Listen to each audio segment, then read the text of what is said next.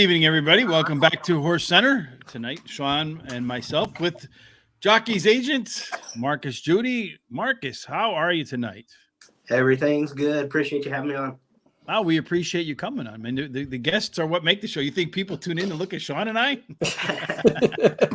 I mean, we are two handsome guys, but come on now. In any case, speaking of Shawn over there in his, I don't know if it's orange or red shirt, but it's the number 7. So I thought maybe it was your jumpsuit that you got in trouble finding. No, not yet. Not yet. But number 7 over there, he's thinking about becoming a jockey agent too. Tell him what he's in for. Oh, it's a great career. You have fun going to work every day. That's for sure. I have riders at 2 different tracks, so I'm lucky. Right now, it's kind of like being on vacation because I'm just at Charlestown.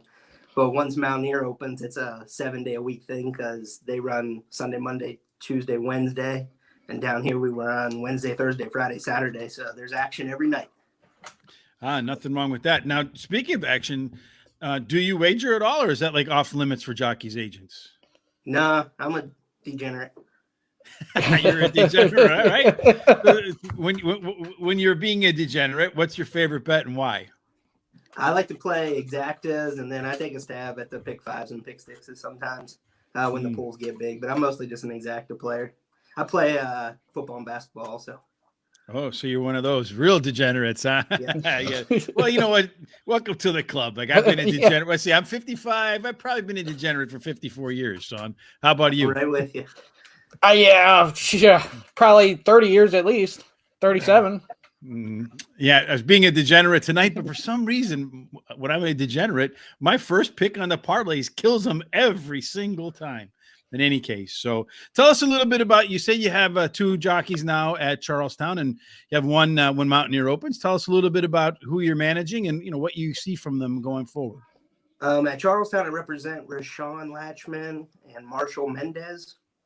Rashawn's from Barbados, so the cold weather, he doesn't really like that. He's more of a summertime jock, so he picks up more in the summer, but he's a good rider, journeyman. He's rode everywhere.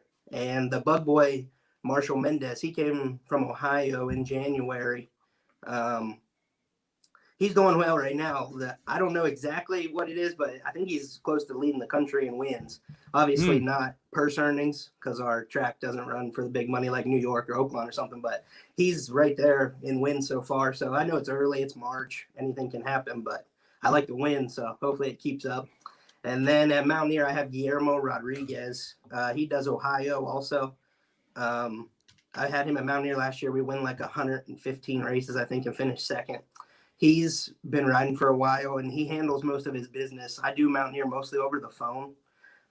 It's like 4.5 hours from Charlestown, so I'm based at Charlestown every day, and I do Mountaineer over the phone, and I'll go up there like once a month or so.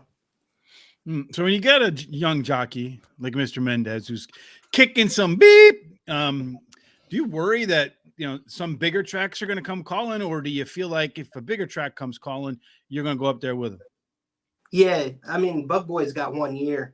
A lot of them, when they're done with the bug, become either Gallop Boys or got to go to a lesser track to be able to ride. So I know they'll be calling if he keeps winning. I think he likes to win, and this is a good place to do that. And then it could also be a place for him to be a journeyman. So I think it's going to have to be a really good option, for him to leave, because right now he's riding for Runco and Farrier and Figgins and Walters and all the guys that win races. So he's in a good spot right now. Everything's pretty live. I was looking, tonight's a bad night, but he's win 5, I think, the last like 2 or 3 weeks in a row, and he should have a good week this week also. So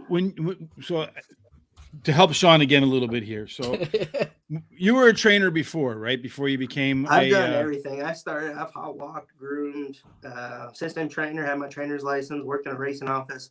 I've been through them all, and I like this the best for sure. Yeah, well, you got that big smile going on there. There must be a big why that smile gets so big.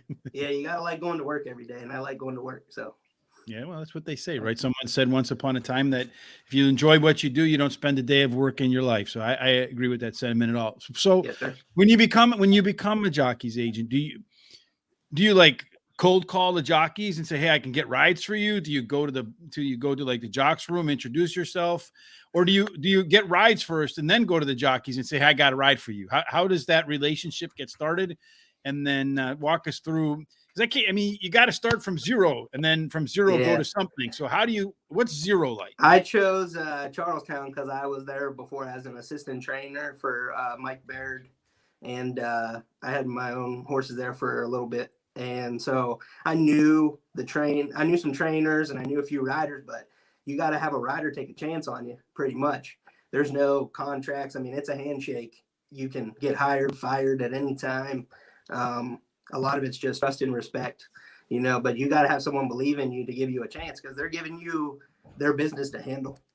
Mm-hmm. It can go, you can, every day is a new day. You know what I mean?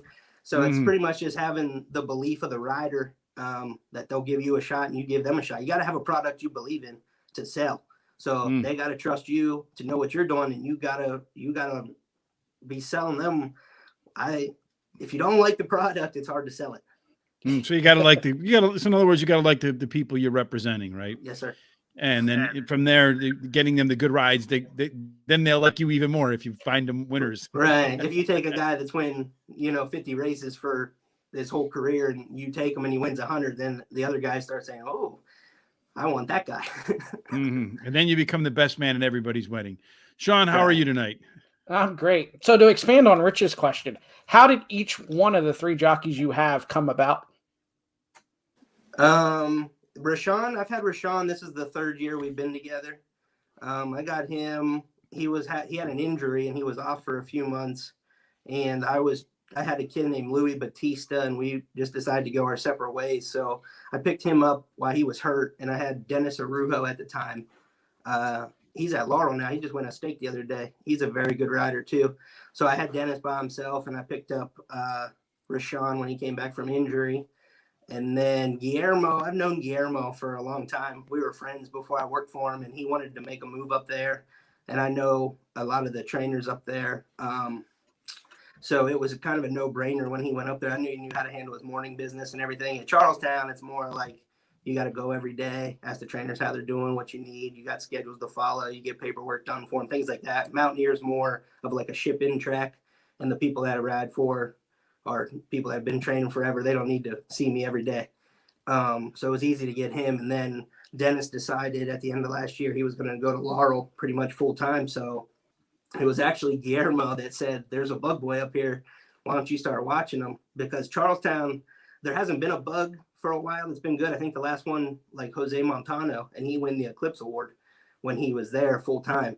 So I watched Marshall for about a month and a half, and I went up there one day and talked to him, and he took a shot. He won like 4 that week that he was going to come. So you always get scared when they start having a little success. Why are you going to stop to come to a new place?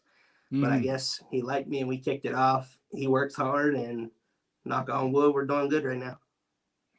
So was Louis Batista your first jockey? Yeah, I had Louis Batista and Ramon Maldonado. And Ramon, he got injured real bad in a spill. He clipped heels, and he got hurt real bad. He was a little bit older, and he ended up retiring. He's with his family in Florida.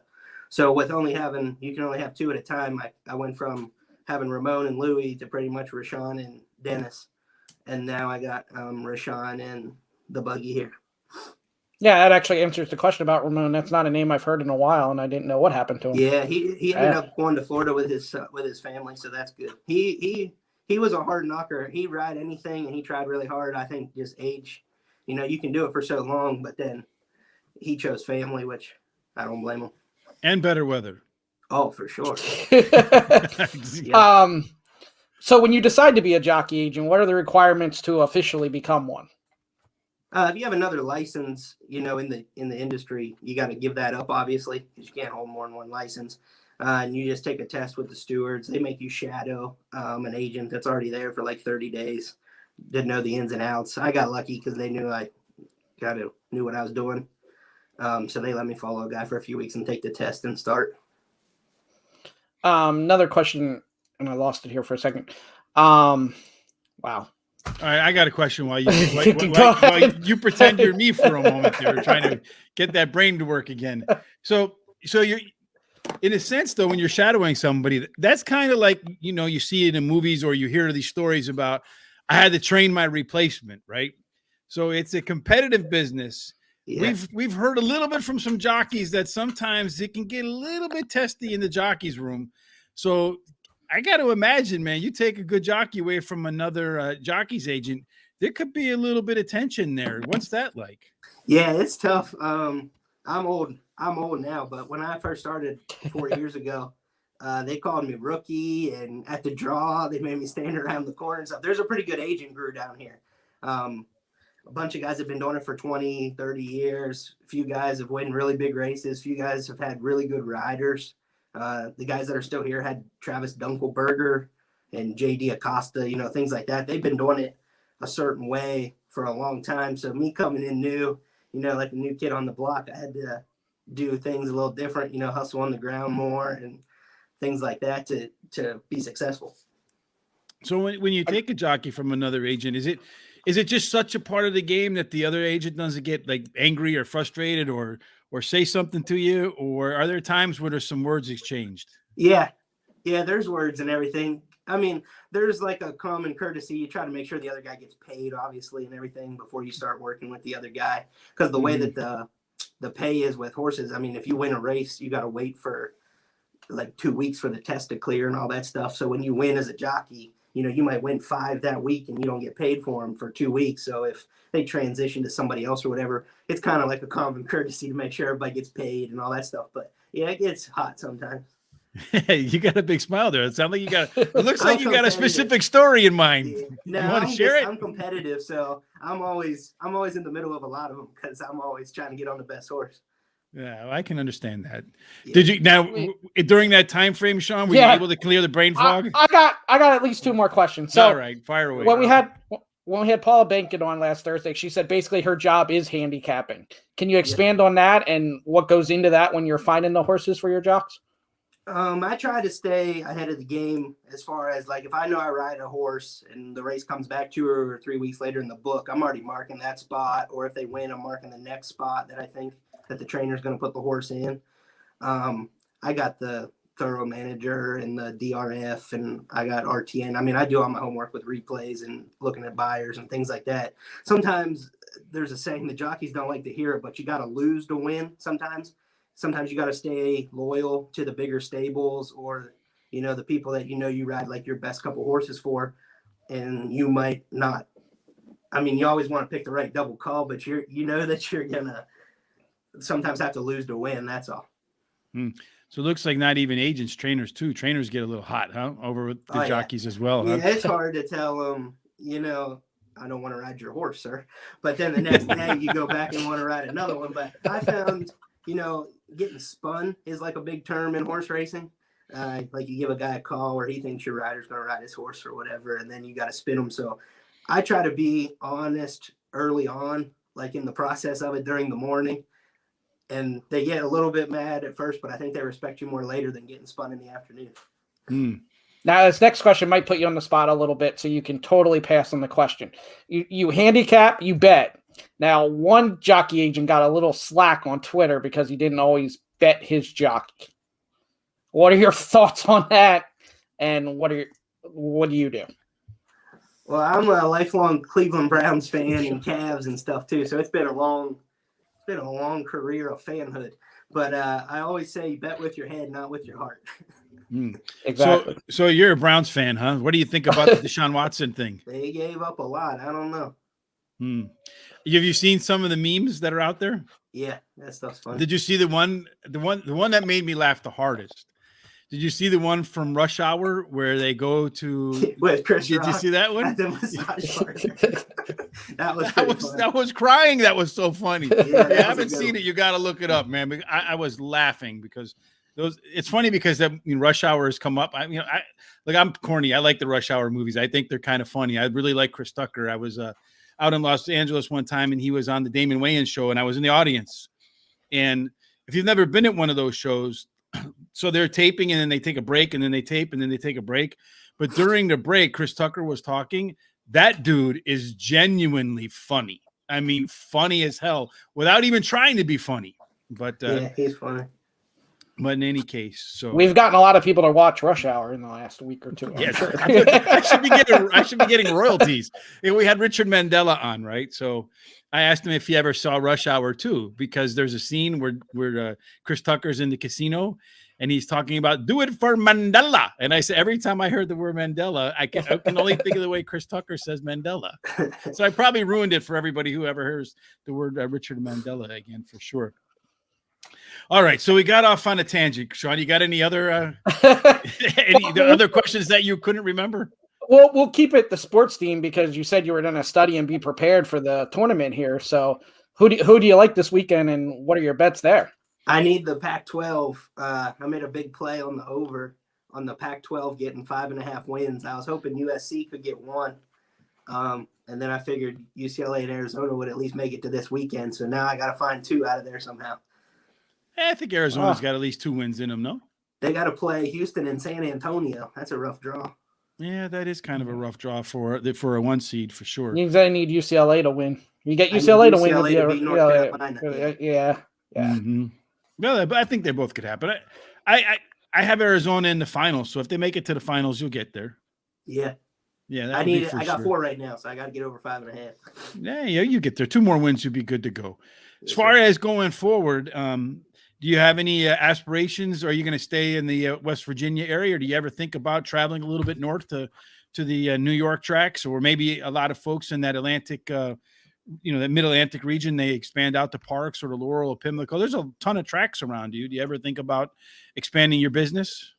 No, my girlfriend and I bought a house last year, so we're kind of set here. I give her mad props because it's like a 7-day-a-week grind when Mountaineers running. My morning starts at about 5, and then there's races 7 nights a week. So she gives up a lot. She does off the track thoroughbreds too. So she's got pretty good connections down here. She teaches them how to jump and stuff.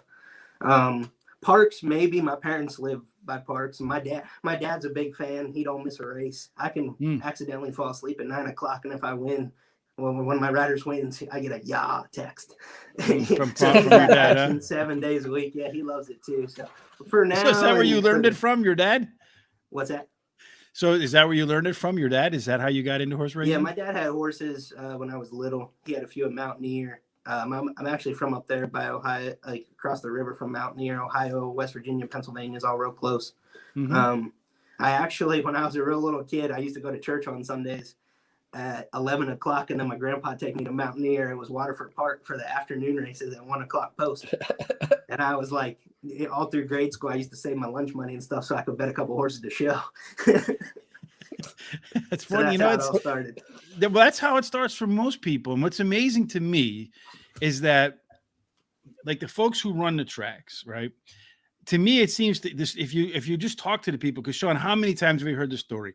A dad, a mom, the family, and there's always a degenerate uncle in there too. I always say there's a degenerate uncle. Always like the uncle who's like giving the kid, like when he's 15, yeah, you could take the airline bottle of whiskey. Go ahead, like that uncle. You know what I mean? Yeah. But so I don't understand how it seems to me that story is so familiar that the tracks ought to say, look, our business, from what we keep hearing, is struggling, although we see the Churchill executives are making 33% more money this year than they did last year. So they're obviously not struggling. But it seems to me that one of the things they can do is just make the track more family friendly, so more degenerate uncles bring their kids or their nephews or nieces to the track. What do you think? I definitely agree. Yeah, I think that would be the way to make it go. All right, Shawn, any other final questions for Marcus? Because I know you're going to play his bets now because you can't win your own. Well, I see he's at home tonight while Charlestown's running. How often are you there while they're running, and how often are you at home? I try to watch everything at home. I got a pretty good setup in my basement. I got like a little office, and I'm in my girlfriend's office right now, but I got a couple TVs. I got RTN networks that pretty much plays all day long, so I don't have to listen to the TVG people. But I have that on a TV, and I got a big TV with regular. So I try not to go to the races too much. If my dad comes down or something, we might go watch a few live. But I found the more you're there live, the more you run into trainers. Like after a race, if they're not happy, it's a little easier to see them the next day when they're cooled down a little. I can imagine. Good That's like, strategy it's there. really like on the spot, right? You got to like deal they with either cross success filter, or failure, like right then and there. Yeah. So So you it's got to easy have to- good people Well, skills. Yeah. That's a good question too. We always talk about the trainers on how they approach a jockey if they have a bad ride. Do you say anything to your jockeys if they give a bad ride? No, I'm a believer in like what's done is done. The more you get on somebody, I mean, you can't change the result. So you don't want to mess them up for the rest of the night or the rest of the week. You know, if they're humans, they make mistakes. You know what I mean? The bull ring at Charlestown is tight. You got to get good trips and stuff, and they know when they mess up. So I just try to do my job, tell them to do their job, and go with it with that. Getting on them's not going to do nothing after the fact. Do you ever exchange handicapping notes with them, or do they get their they do their thing? Okay. Yeah, I go over the program. Me and the Bug Boy go over the program a lot. Rashawn, he can pretty much handicap. He sees things the way I do. And Guillermo at Mountaineer, we text and talk all day. So he rides a lot of horses up there. I try to keep track of, when I ride for Bernardini and Clouston, guys like that up there, when they're buying new horses and stuff, just to see like the spots they might go into to try to stay on top of it. But I talk to all of them when they ask me they know how to do their job. So I try to stay out unless they want my help. Mm-hmm. So how important is the condition book to you? That makes you got to know, when people, I'm not in the position to ride for like all the big barns right now, just cause I'm kind of new, which is okay with me. Cause I like to ride for everybody. I don't care if you got 2 horses or 50 horses. I like to win. So if you're live, I'm trying to get in your barn. I'm trying to do whatever I can to ride your horse. You got to know at a track like Charlestown or Mountaineer, they ride a bunch of, 1 in a year, 1 in 6, 2 in 6, things like that. Horses become eligible, by days at a time. So if a guy wants to enter a race, for this week, and you say, hey, Joe, next week the horse catches 1 in 6, can we give him an extra week and get an easier spot? I like to have all that figured out on my end. I just feel like that's me doing my jobs, try to get in the easiest spot possible to win. So would you say that sort of, because this is something I think that most horse players, right? I think the condition book is like the most overlooked or underutilized, because I would be honest with you, I'd say probably most people, myself included, don't totally understand it. Have you ever thought about maybe putting together a seminar to help bettors understand how to look at the condition book? Never thought of that, but in my job every day, I'm going over it. I wake up pretty early in the morning and I sit downstairs. I try to get like 15, 20 minutes to myself on entry days just to refocus before I go into work. Especially when Mountaineers open, because there's like 3 days a week where I'm taking entries at both tracks on the same day. So you got check-ons from the day before, entries at both tracks, races that night. So I try to do a lot of stuff early in the morning. It's quiet, feed the dogs, let them go back to bed, and try to focus, because the condition book can make or break you as an agent. If you really got a grasp on it, you can help push trainers, to certain races. Trainers are pretty good at reading it. They know what their stock is, but certain dates, the horse might get it back in a week, a condition like that, or you might have a horse that's win 10 races and somehow he's still got the A other than, he win a bunch of cheap races at a big track as a young horse, and he winds up at a place like this or Mountaineer, and he's still got conditions that people don't realize. So I use, the DRF and the Thorough Manager and things like that, just to try to look everything up and stay on top of it. Because I have to be, Shawn, is that something you know a lot about? Because that's not really something I've spent a lot of time in. And I feel like if I understood it better, it might help me a little bit in my handicapping. This would be the part that would probably keep me from being a jockey agent until Marcus takes a week with me and shows me exactly what we're looking at. I look at it, I try to make sense of it. And obviously I know the basics of it being around, but no, there's plenty I'm missing, I'm sure. Yeah, I would say too, that's something I absolutely want to learn more about. All right. Well, any other questions for Marcus, Shawn? No, that's it. Unless we want to take an hour and talk about that now, but no, that's it. we don't want to bore the people watching. That's for sure, right? Yeah. Well, it's been a lot of fun, Marcus. We appreciate it. I'm sure that wonderful smile you got there, man, goes a long way to helping you diffuse some of the angry trainers. Yep. I appreciate you guys having me on. Thank you. Thank you. Have a great evening. You too. Bye now. Hey, Big Head Rich today, Shawn. What do you think about that? A big head with the number 4. Condition book is everything in racing. That's something, honestly, I would like to know more about. because it's not something I understand, like the conditions and stuff when I'm reading them and I'm going through with how the horses qualify, but to kind of be able to use it to your advantage, right? And so to me, I think that's one of those things. And I'd also like to know, like, I wish there was like a service where you find out, like which jockeys were pulled off of horses because, as he mentioned, like the trainer didn't want his the agent didn't want his jockey to ride on that horse. They got to have a good reason for it usually, right? So it would be awesome to hear that. So it would be great to see, like, okay, this was the jockey that was originally scheduled to ride the horse, and this is the jockey that is now riding the horse. Because I think that level of transparency would give you some good hints and maybe some horses that are ready to go and some that aren't. Well, how many times do we look at it and go, okay, this jockey had a choice between two horses. He chose this one, but did he really choose that one, or how did that go? So yeah, that'd be great. And the condition book, a lot of people don't want to hear this because they don't, but TVG sometimes, or Fox Sports, any handy, they'll point out some of that. And then when you're looking at it, you'll go, oh, okay, that makes sense. But you don't find it necessarily on your own. Mm-hmm. Yeah. It's even like when you're looking at one of the questions that, I had, well, first, one of the first things is the 1-2 turn question, right? Which track has one turn, which track has two turns? That's one of those things when you're early on, you try to figure out that can be difficult. So you have to find a reference and then you start to remember, and you can, there's other things that go into that too. And then the other one is like when a horse is in for a tag, right? So a lot of times I think a lot of handicappers don't know where to look in the program, especially beginners, if it's an optional claiming race, especially if a horse is like dropping in class into an optional claimer, then you got that in your mind wondering, right? Is this horse, are they trying to get rid of it? Is there something wrong with this horse? Is it in for a tag, not in for a tag? And even understanding where to look to see if the horse is available to be claimed or not is, I think, it can be an advantage, right? Because if the horse is not eligible to be claimed, then they're just probably dropping to make a buck.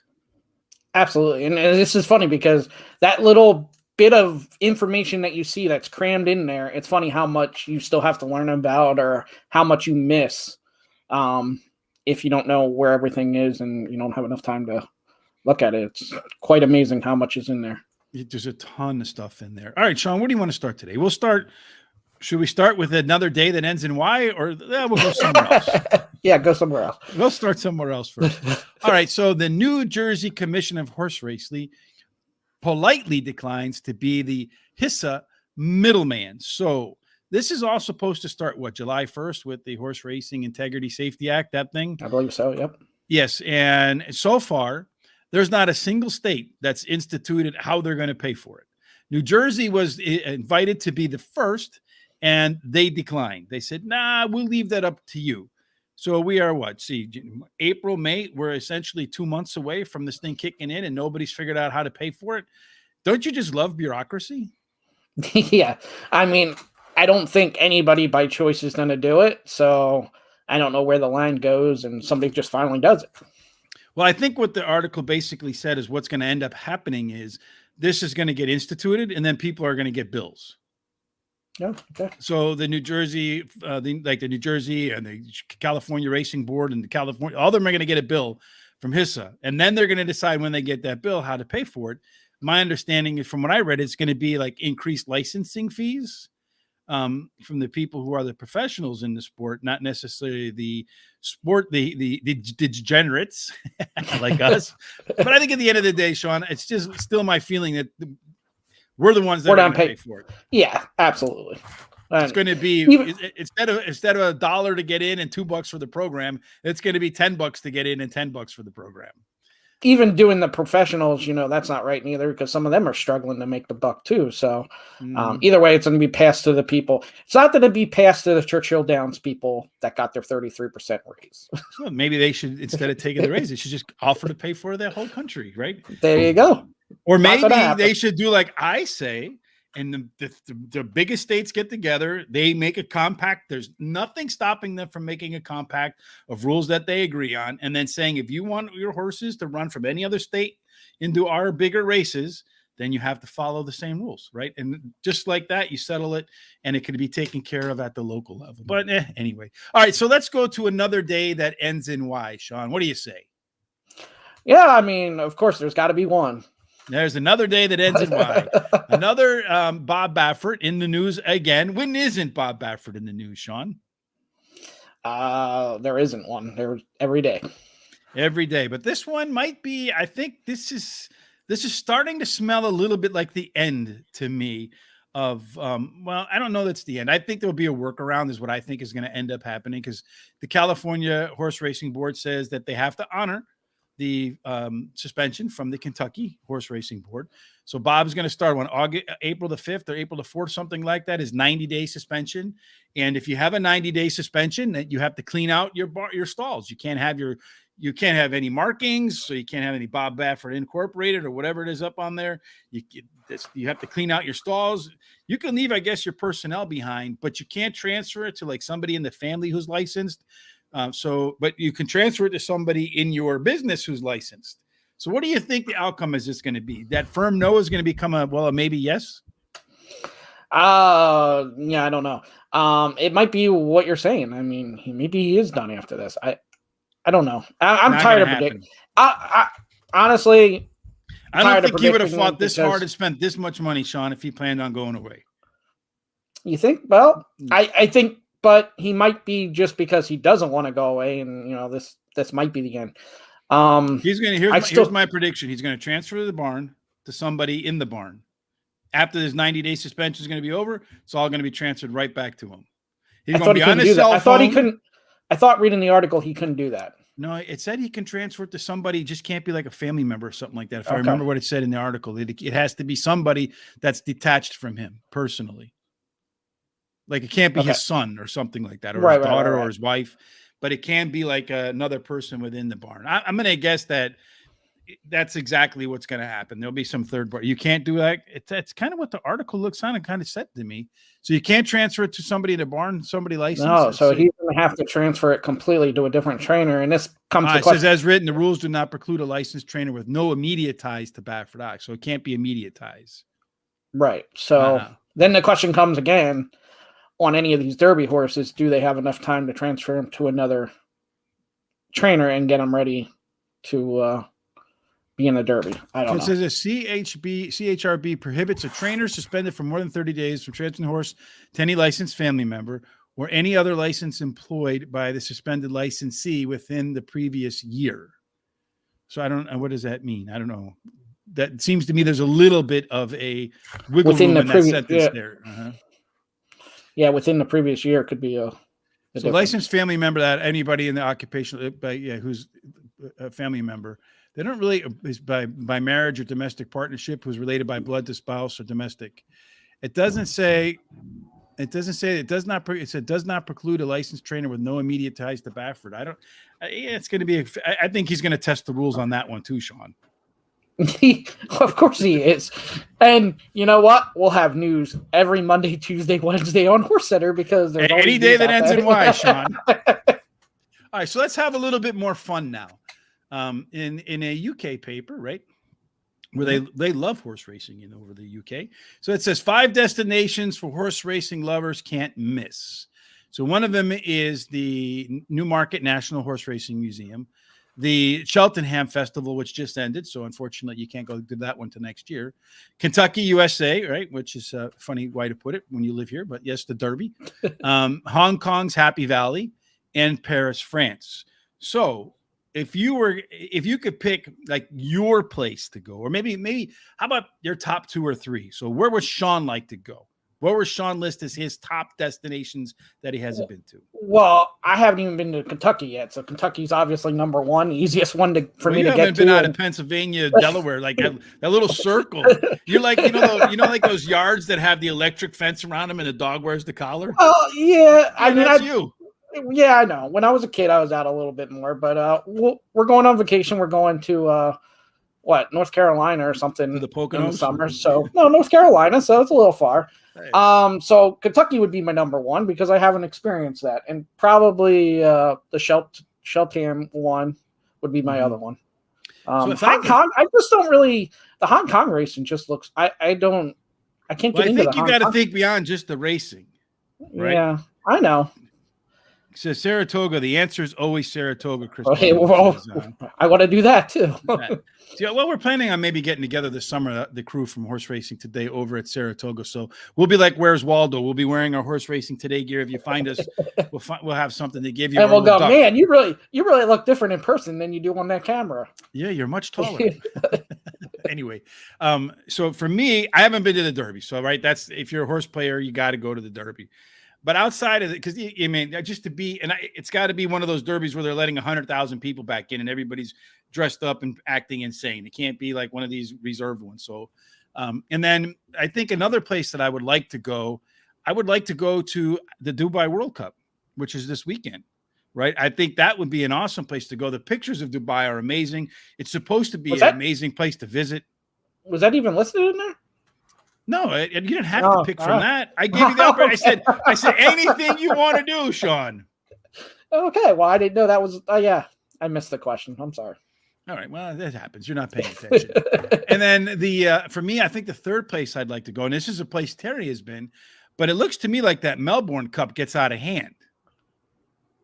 Yeah. Right? They had like cars flipped over, and this past year, it was like the Bulls won the championship or something. And it was so Rich wants to go. Rich wants to go where it gets out of hand. Oh hell yeah, that's where I fit in, Shawn. I'm like the guy in the Allstate commercial, baby. I'm mayhem. So I would just want to go see Australia horse racing since I think they have it figured out. That would be my second choice then. Terry says go to the Melbourne Cup. That's a great time. I'd imagine it'd be a great time too. Maybe tomorrow you could put that up there, Shawn. If there was two things or one horse racing thing that you'd want to do, and maybe you can link to this article and make sure you point out to them they're not limited to the options in the article. Yeah, don't do what I did. For sure. All right, Shawn. Well, that takes us from wire to wire today, wire to wire this week. You always say on Wednesday how fast the week goes. Can you believe how fast this week is gone? No, I mean, you said about how quick Monday gets here, and it does. But Wednesday, here we are again. So, as always. Yeah. So, have we got tomorrow figured out yet or no? We have not. I'm still working on that. I've gotten, a lot of people, these big races, a lot of people are busy, so it's hard. And if I haven't had conversations with them before, it takes a little bit. So, that's what I'm working on tonight. All right, good. Well, hopefully tomorrow we'll have a sense of, before tomorrow, we'll have a sense of what we're going to do. Shawn will make that announcement as soon as he can. You'll see down there on the scroll bar where he'll make the announcement of who our guest will be tomorrow evening and for what we'll even be talking about, because we're not even sure on that yet. I'm sure we'll talk about Fairgrounds. I'll get somebody for Fairgrounds. And then Horse Center next week, we have Willie Martinez on Monday. Tuesday, Chantel Sutherland. Yeah. And then Wednesday, this is tentative, but Kylie Jordan, young jockey, she won the first 6 races in the first 2 days at Will Rogers Down. So she's another young superstar coming up. Tentatively, she'll be on Wednesday. Just got to figure out when Will Rogers is done and if she'll make the 8 o'clock, but it sounds like she will. Yeah, good. So it sounds like an all-star week for us next week, Shawn. And then on next Thursday, we'll be talking. We'll have a guest for Oaklawn Park with the Arkansas Derby, and that's going to be the Ortiz barn, right? Yes, Johnny Ortiz, trainer at Oaklawn, up and coming. He's won some big races this year. So yeah, it's a name you might not be familiar with, but you're going to get familiar with it pretty quickly here. Oh yes, so you'll be familiar with it next Thursday night for sure. And then of course tomorrow, Terry and I will be back. Normally Oaklawn doesn't run tomorrow, so Terry and I will be doing our daily handicapping show for our picks at Oaklawn tomorrow. So we look forward to that. That'll be at noon. Friday, Tom and I will be back to discuss the Dubai World Cup races. Terry and I will clean up some of the stakes races on stateside on Saturday morning. And I think that wraps up everything we're going to do for today, Shawn. It's been another fantastic week of guests. Thank you, Swiss Army Shawn, for getting that all together and scheduling in that. Shawn's the one that you can thank for all that. Thank you to the guest. And also another thing that you can find on the website is Aubrey Green changed her summer plans. She was going to stay in Louisiana. She loves it out in Louisiana, but just where the rides and opportunities come, she's met a lot of people in Delaware, so she'll be going back to Delaware again this summer. I think the best thing about that entire article, Shawn, is the outfit she has on. Absolutely. All right. That's it, folks. Terry and I will be back tomorrow at noon. Make sure you check us out. If you like what you saw, please go ahead and give us a thumbs up. Like us on Facebook. Follow us on Twitter and on Instagram. Same thing on YouTube. follow us, like us, that sort of thing. Subscribe with Horse Racing Radar TV. Give us a thumbs up. The more of them we get, the higher up the algorithms we go, the more people that find us. I want to thank Philip Perkins, Hillary Shellmeyer, and John Caravu for their thumbs up today on Facebook. We appreciate that. William, we thank you for the thumbs up as well. And another thumbs up to Tyler Connor and Darius Thorpe. Again, all week's been providing us with notes. It's absolutely fantastic that they'll take the time and help us with that. And you don't get that anywhere else. No, and people just got to check it out and appreciate it and like that too, so we can get more jockeys and also let them know it's definitely worth their time because everybody likes it and enjoys it. Yeah, and just in case, if you head over to horseracingtoday.net, you'll see the story about Aubrey Green right there. And then Tyler Connor's notebook. Tyler sends in his notes every day of the work. Gives us his thoughts on his mounts that night at Penn National. So you can see right here what he thinks about he's got a lot of mounts tonight, just about in every race. 7 of the 8 races. Yep. So it gives you a sense of maybe horses that you want to focus on, maybe ones that you want to get maybe get away from. And then as far as the outfit that our Aubrey Green was wearing, you'll see that she's got a nice pink shirt on there. And look at that logo, Shawn. Horse Racing Today. So if you want a shirt just like Aubrey Green, a pink one, Shawn, I think you'd look good in pink. Head on over to horseracingtoday.net. Click on the HRT gear. Order yourself something up. I think you'll agree that looks great, that HRT logo there, Shawn. Yeah, absolutely. Looks better on her than it would me, though. Yeah, it's no jokes. Anyway, that's it, folks. That's one way to help support the show. Another way is to tell your friends and family about us and everybody else that you know is a degenerate. Good luck with your NCAA picks as well. And we'll see you tomorrow, Terry and I, with our thoughts for Oaklawn. Have a fantastic Wednesday night.